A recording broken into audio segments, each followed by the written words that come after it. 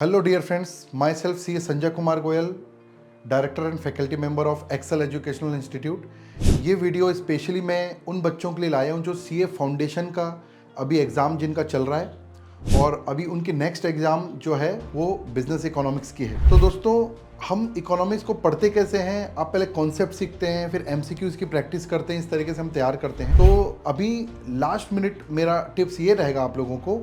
सबसे पहले उसको टिप्स बताने से पहले मैं आपको बताना चाहूँगा कि अभी तक जो एग्ज़ाम आपकी हो गई है उसके बारे में सोचना बिल्कुल छोड़ देना, क्योंकि अगर वो एग्ज़ाम में ज़्यादा सोचोगे और कुछ क्वेश्चन उसके कम गलत हो गए होंगे, अगर आपको ऐसा लगता है, तो इसका इफेक्ट आपको एंजाइटी का इफेक्ट अगले एग्ज़ाम में पड़ेगा। जब तक लास्ट एग्ज़ाम ख़त्म नहीं हो जाती, जो पेपर आपके दे दिए उस पर बिल्कुल विचार मत कीजिए, ध्यान रखिए इसको।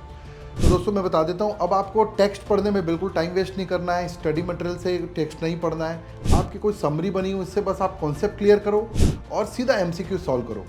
एमसीक्यू सॉल्व करने का सिंपल नियम है, जिन एमसीक्यूज जो आपको पहले भी इजी लगते थे उनको बार बार नहीं देखना है, रिपीटेटिव क्वेश्चन को नहीं देखना है। केवल जो मैंने बताया था आपको कि 3 कैटेगरी बना लीजिए, A B C analysis. A category में इजी क्वेश्चन, बी में मॉडरेट और सी में टफ क्वेश्चन।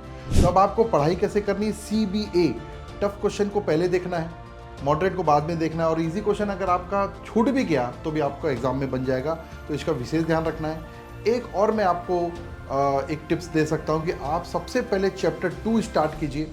चैप्टर 2, 3, 4 पहले कंप्लीट कर लीजिए, क्योंकि इससे सबसे ज़्यादा मार्क्स के क्वेश्चन आएंगे।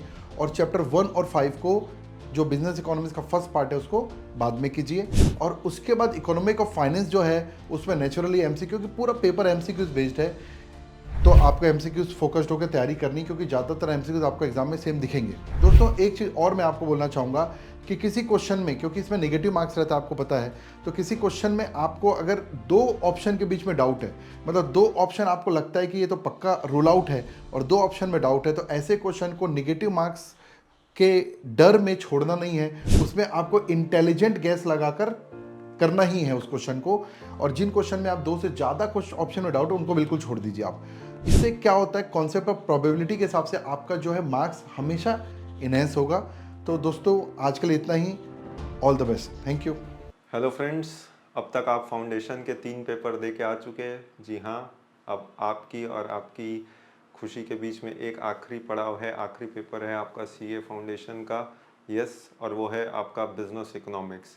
तो बिजनेस इकोनॉमिक्स का पहला पार्ट, अब ऑब्वियसली बात है, आपने इतनी मेहनत करी है तो ये आखिरी के 2 दिन किस तरीके से आपने बिताने हैं और किस तरीके से आप आगे बढ़ें, इस अप्रोच करें इस फाइनल एग्ज़ाम को, आइए उस पर बात करते हैं।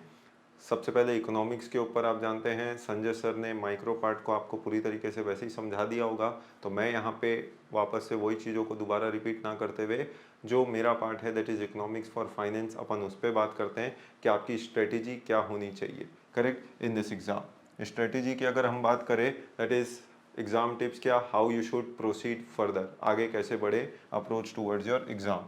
तो सबसे सिंपल और प्रिसाइज वे में अगर मैं बताऊं, तो अब आपने अपना तैयारी कुछ इस तरीके से इस सीक्वेंस में चालू करनी चाहिए। तो मैंने आपको सारे चैप्टर्स के सीक्वेंस दे रखे। जी हाँ, सबसे पहले चैप्टर नंबर 8 की बात करें तो हम बात कर रहे हैं मनी मार्केट की। तो आप सबसे पहले शुरुआत करें मनी मार्केट से। जानते हैं छोटा सा 3 यूनिट है, सिंपल इजी टू अंडरस्टैंड है। एमसीक्यूज देखिए उसके फटाफट, तो वो आपसे बनने चाहिए करेक्ट। उसके बाद अगला टारगेट होना चाहिए आपका चैप्टर नंबर 6 दोस्तों। जी हाँ, नेशनल इनकम। सोचिए, जब पढ़ने के लिए सिर्फ 2 यूनिट्स लेकिन मार्क्स भरपूर है, तो ऐसे इंस्टेंस पे this will be most beneficial. तो पहले 2 चैप्टर 8 और 6 को ही करके आप अच्छे खासे मार्क्स को विद इन द ग्रेस्प करते हैं। उसके बाद अगला टारगेट होना चाहिए आपका चैप्टर नंबर 7 में ऑब्वियसली पब्लिक फाइनेंस आता है, जिसमें आप उसकी वेरियस 4 यूनिट्स अलग अलग है, उसको आप देखते हैं, तो उसकी तैयारियां आपकी अगली प्रायोरिटी पे होनी चाहिए। नेक्स्ट प्रायोरिटी पे जाता है चैप्टर नंबर 9, जहाँ पे आप इंटरनेशनल ट्रेड के बारे में पढ़ते हैं। तो इंटरनेशनल ट्रेड आपका टारगेट होना चाहिए, जिसके अंदर आप देखने के लिए 5 अलग अलग यूनिट्स देखते हैं। And last but not the least, जो हमारा आखिरी चैप्टर है Indian economy, that is chapter number 10, तो इसको आपने स्टडी करना चाहिए। ये आपका अप्रोच होना चाहिए इस एग्जामिनेशन से अगले एग्जामिनेशन के बीच में करेक्ट। तो इसका मतलब यानी इस डेज को आपने इस तरीके से यूटिलाइज करना चाहिए। फिर बात करूँ एग्ज़ाम डे में आपका क्या अप्रोच होना चाहिए, यानी आपका सॉल्विंग अप्रोच। सॉल्विंग अप्रोच की बात करूँ तो देखिए, बड़ा सिंप्लीफाइड वे में अगर मैं आपसे बात करूँ, तो आज अगर मान लीजिए 50 MCQs हैं, तो 50 MCQs जो आपके आते हैं तो उसमें आपका अप्रोच क्या होना चाहिए।